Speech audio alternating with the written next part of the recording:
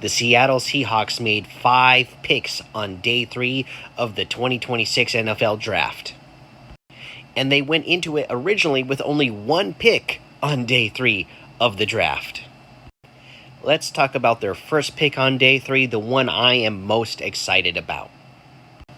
You may have seen my video questioning the decision to not draft Jennings Dunker when he was available. Well, they select his teammate, Bo Stevens, guard out of Iowa. You can watch his film and just see how productive he was in college. He's a first-team All-America and a first-team All-Big Ten. He is in the top 3 among players who played guard in college in this draft.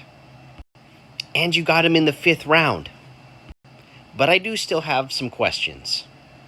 He does have shorter than average arm length, which we have seen be an issue for other players at the NFL level in the past. And we did use a 4th round pick from next year's draft to make a pick in the 5th round, which is a pretty sizable gap in value. And then the talent gap between Bo Stevens and the next guard in this draft was quite sizable, so you were pretty much forced into making this move this way if you wanted to land this player. And as I said, for me, this was a big need for the team, both to create competition and to prepare for the future. So at the end of the day, I think he is a good player, and that makes this a good pick.